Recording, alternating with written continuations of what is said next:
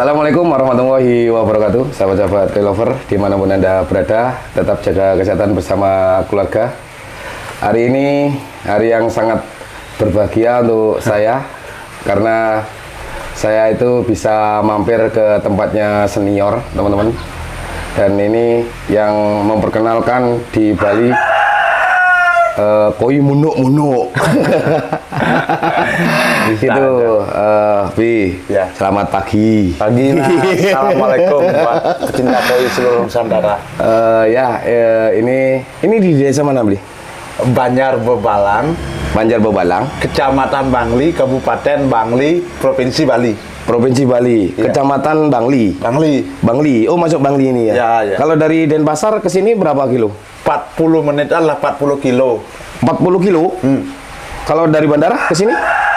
Sekitar 1 jam 10 menit. 1 jam. Ya, Kalau dari Pantai Kuta ke sini?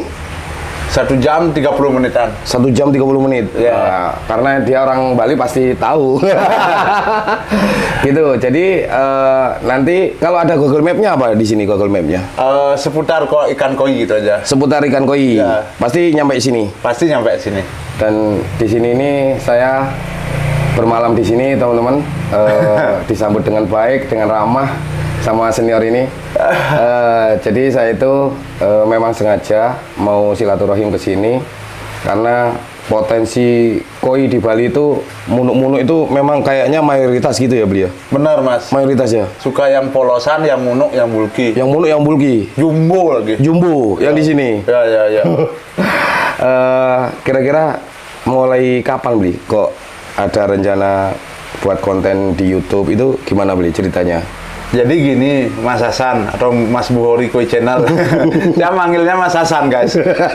Jadi awal-awal itu kan saya sebagai marketing manager itu di salah satu lembaga pembiayaan mobil baru di Denpasar. Itu tahun 2020-an lah, kena PHK karena satu dampak ekonomi karena COVID. Oh, COVID itu ya? Kedua kan nggak boleh melakukan aktivitas penarikan kan, Mas. Imbauan dari Bapak Presiden waktu itu Maret kalau nggak salah. Oh. Nah, mulailah saya karena dirumahkan, pasti nih kena PHK pasti. Nah, akhirnya mulailah konten-konten. Konten-konten koi. 2020 awal loh, konten-konten, tapi hobi koinya sudah. Oh, koinya sebelumnya sudah. Sudah. Oh. Terus konten 2020 kok rame keterusan jadinya, Mas. Ketagihan.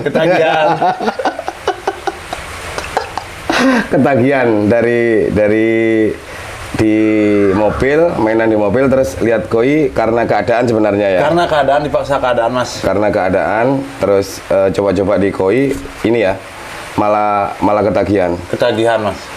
Waktu itu fokus jualan koi atau apa? Cuma konten aja? Ngonten aja, Mas. Konten Itu aja. dari AdSense. Nah, ketika terus rame ini kan banyak yang teman-teman nanyain tuh. Beli di mana, beli bibitnya, beli di mana, beli ikannya, beli di mana, dan lain sebagainya. Ya, chat nomor WA saja gitu. Ya. Oh, sekalian akhirnya juga jadi penjual koi juga. Jadi penjual koi juga. Sampai sekarang. Sampai sekarang, Mas. Tapi konten kreator, terus sekalian juga jual koi. Ya. Meliput ke orang-orang lain, Ya, tapi juga ikut jualan. ikut jualan. Itu. Selama perjalanan konten untuk beli sendiri gimana? Perjalanan konten itu yang paling disukai apa? Kalau yang paling disukai ya, Mas Hasan ya, misalnya nih dapat kolam natural, ikannya gede-gede, terus airnya jernih. Kita ngambil angle gambarnya gampang banget, Mas. Dari manapun, dari sudut manapun, pasti mantep tuh kan. Thumbnailnya bagus lah pasti. Nah, kadang-kadang juga nggak sesuai ekspektasi juga kan ada. Jadi kolamnya kecil, ikannya besar. Kolamnya besar, ikannya kecil. Kadang-kadang di sana kita ngolah bahannya itu biar tersedia konten yang menarik, itu tantangan tersendiri. Oh, untuk pertama meliput ke rumahnya orang-orang itu gimana, Bib, perasaannya? Agak sungkan gitu, Mas. Sungkan, terus malu. Awal-awal itu ya? Awal-awal malu. Tapi kalau sekarang banyak diundang malahan. Banyak undang, saya nggak bisa datang, Mas. Gitu. Terus kendala yang paling nggak disukai itu apa di dalam konten keliling itu? Satu cuaca tentunya mas. Cuaca pasti. Kadang-kadang kalau cuacanya terlalu terang, kita harus set up kamera kita lebih proper lagi. Kan biasanya backlight kan. Apalagi kolamnya outdoor, tentunya pasti karena ada efek pantulan sinar matahari itu backlight banget. Tapi kebanyakan di Bali itu outdoor ya? Outdoor ya? Cuma dikasih atap gitu aja ya? Benar. Outdoor tapi dikasih atap gitu ya? Benar, semi outdoor lah. Semi outdoor ya. Terus apa namanya, kadang-kadang kita sudah set up alatnya, kadang tinggal interview hujan mas.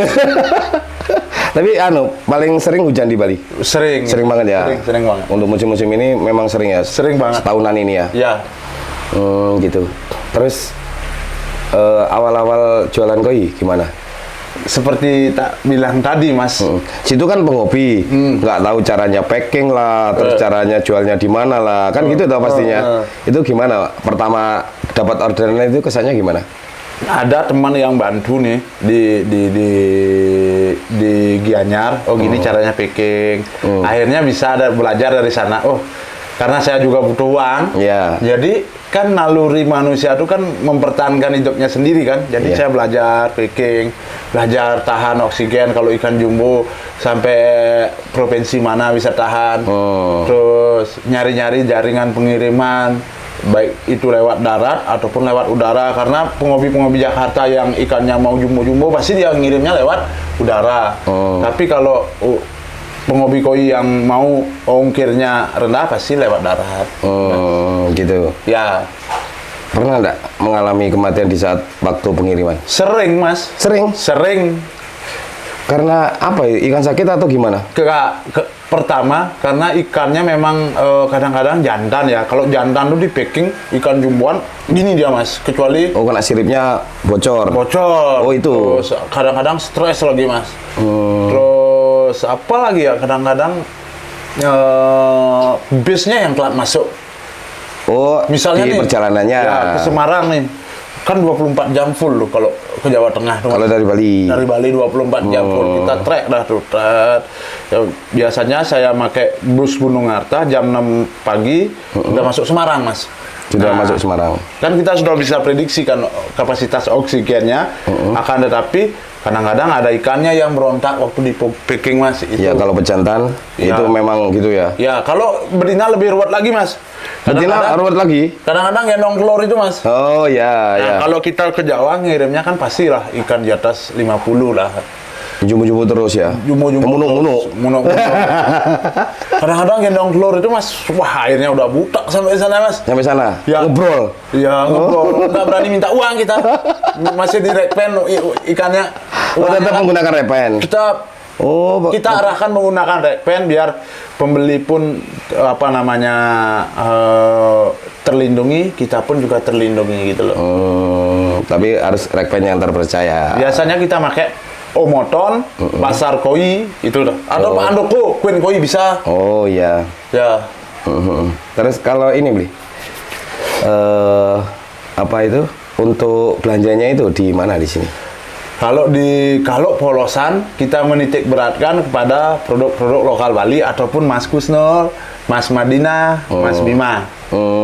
Kalau masih ngambil dari Jawa juga? Ambil setengahnya, ngambil dari Jawa. Kalau di Bali sendiri nggak ada yang produksi? Banyak mas. Oh banyak. Ya tapi home breeding, rumah-rumahan itu mas. Oh breeding nggak skala besar? Ya skala besar. Oh gitu. Malahan bagus yang seperti itu mas. Indukannya pasti gede. Pasti gede ya. Soalnya dari penghobi ya. Iya.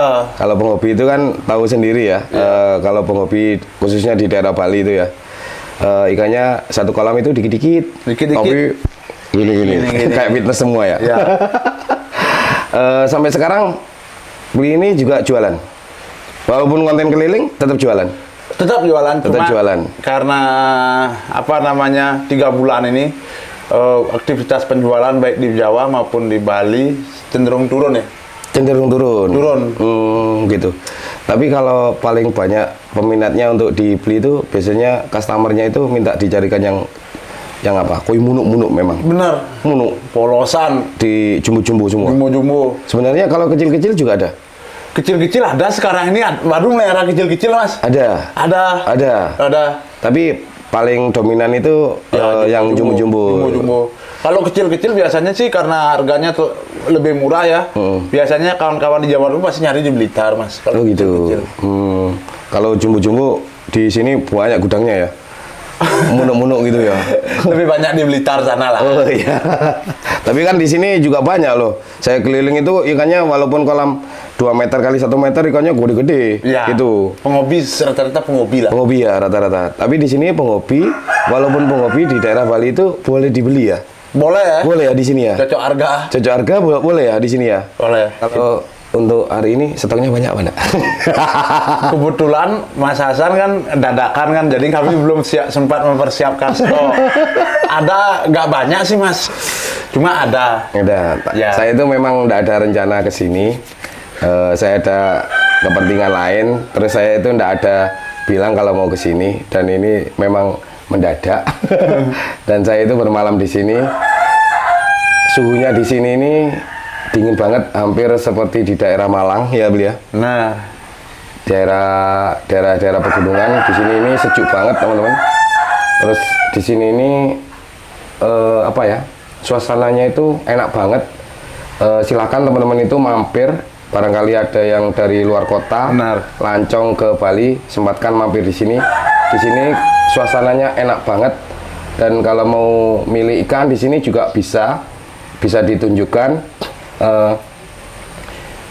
Walaupun nunjuk ini. Jadi teman-teman pulang dulu, nanti dikirim setelah apa? Gitu ya, boleh ya? Bisa. Nitip di sini dulu boleh gitu ya, terus dikirim gitu ya. Ya, tapi ya dengan keadaan rumah seadanya, dengan keadaan kolam seadanya, ya semuanya serba seadanya Mas. Merendah terus ini teman. Jadi yang paling untuk jadi konten kreator itu gimana Wi? Keluh kesahnya untuk saat ini? Untuk saat ini, jadi untuk pendapatan di Google AdSense tuh kira-kira berkurang lah 20-25% Mas. 30 ya? 30. Karena pajak US itu kalau nggak salah ya. Woi, kencang sekali. Terus yang kedua, biaya produksi per video itu kan besar Mas. Ya. Kalau kita ngikutin dari pendapatan kita pribadi ya tentu tekor Ya. tekor pasti. Nah, makanya kita ada dari beberapa endorse, beberapa isi konten jualan juga untuk menutup itu aja Mas. Untuk menutup itu ya. Ya. Sebenarnya jualan koi itu untuk membantu produksi YouTube gitu ya, produksi buat video gitu aja ya. Nanti kalau tak review harga di situ kan enggak pernah review harga, nyebutkan harga kan enggak pernah. Kalau aku kan review harga mau. Boleh? Boleh. Benar. Los. Tapi ya cuma stoknya ya seadanya tadi. Kita obrak-abrik markasnya seputar ikan koi yang ada di Bali ini. Video itu nanti khusus ini tak buat part 1. Nanti yang khusus yang review harga nanti di part 2. Setelah ini kita akan ke kolamnya, lihat koleksinya, kita akan review semua. Biasanya dia yang meliput, sekarang dia yang diliput.